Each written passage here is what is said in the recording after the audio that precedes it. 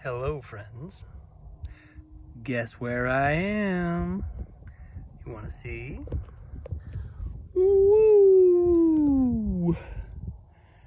You got it. The top of Sun Mountain. Came up to Santa Fe for a little post-Thanksgiving family time. And we got this day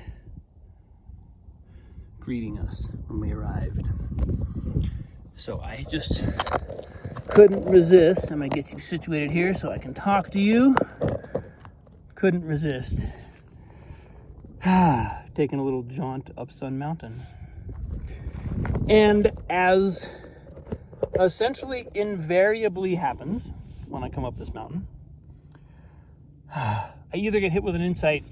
Usually it's kind of right towards the end of the run, like near the last little burst, or more often than not, right after I get to the top of the mountain.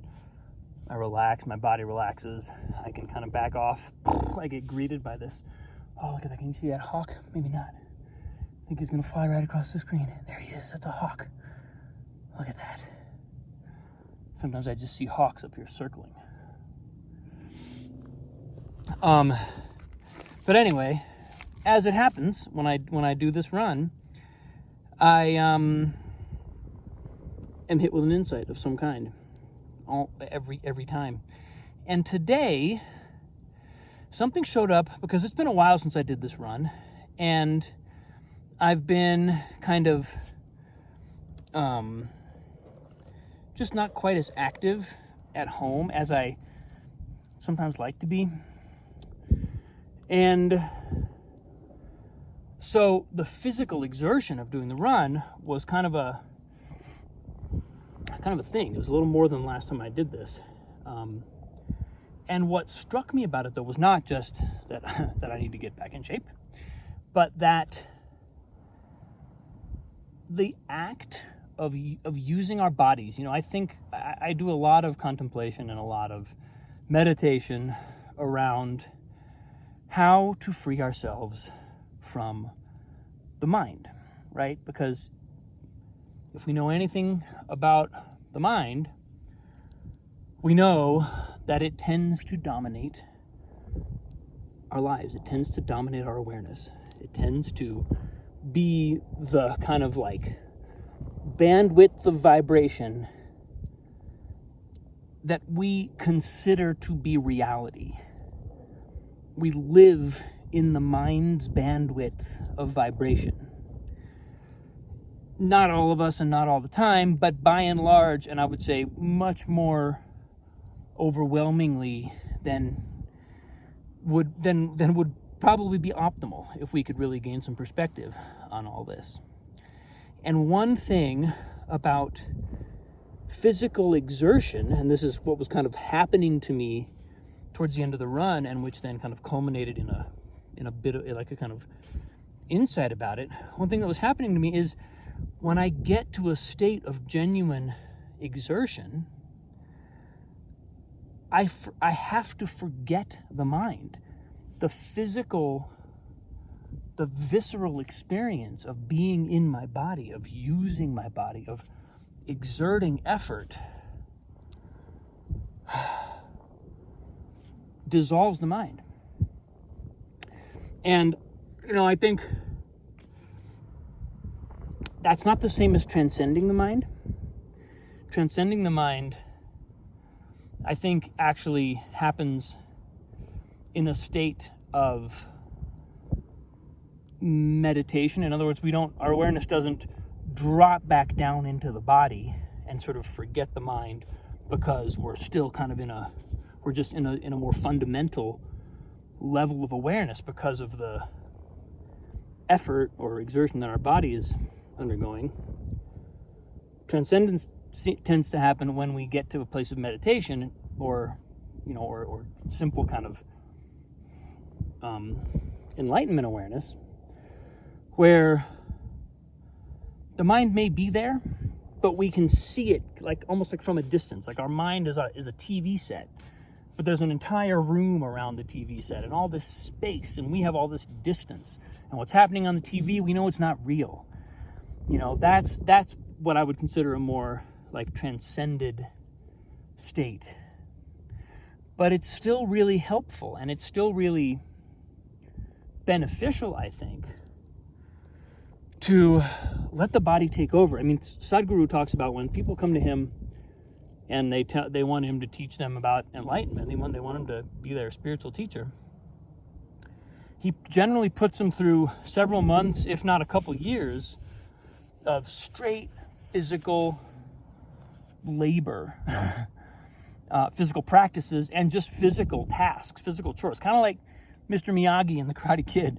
Like, Daniel just kind of has to clean a bunch of things and sand the fence and sand the floor and do all, just exert himself physically until he sort of snaps and and finally becomes ready for the next level of his training.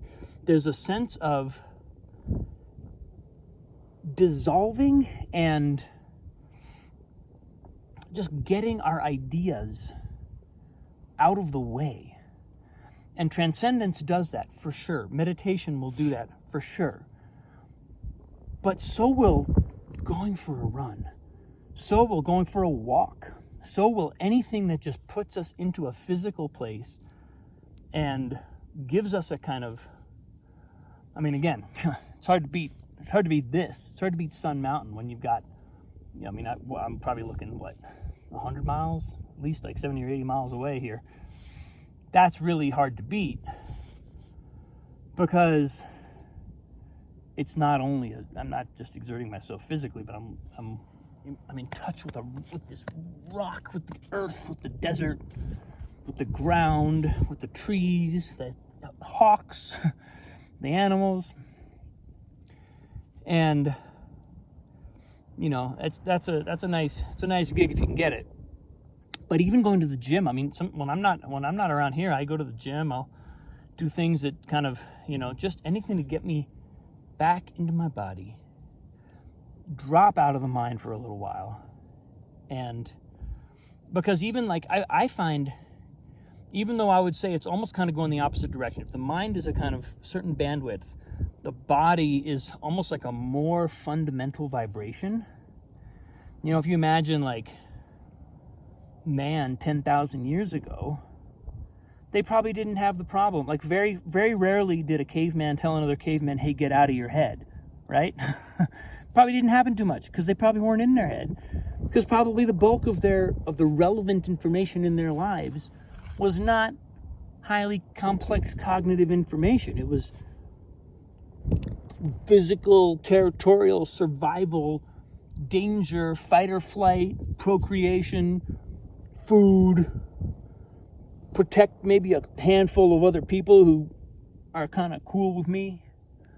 It's a whole different, so dropping in, but going to that level, letting ourselves be so fundamental in a way, is a way of teaching ourselves flexibility. It teaches our mind, even if it doesn't mean we're transcending the mind, it teaches our mind there are other realms out there.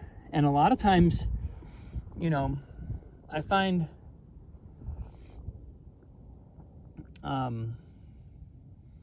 find that the physical space, when I'm in the physical space, it's almost like my body expands. I feel larger. I feel like not my body is larger, but there's an aura around me that just kind of opens out. And I don't do that on purpose, but if I go for a run, that's just what happens. All of a sudden, my physical body takes on an energetic space that I don't have to impose. I don't have to work at it. I don't have to meditate. I don't have to make my mind stop. My mind just stops because my attention's doing something else. And so, I guess it's kind of a long-winded way of saying, let's all get more exercise.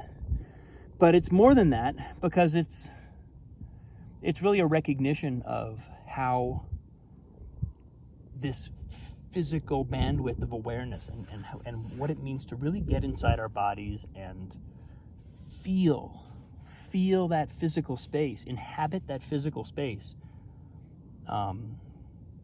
because then you pop out of it back into the mind rejuvenated and cleansed, and you've had a break, you've had a little time to absorb another form of energy before coming back into that kind of cognitive, rational bandwidth where so many of us spend so much of our time. So that's what showed up today on this beautiful day, on this beautiful run. Man, do I need to get up here more often. Maybe I got to find a mountain in Albuquerque that I can climb, because there's nothing like it here. Let's take one more look. Look at this. I mean, just look at that.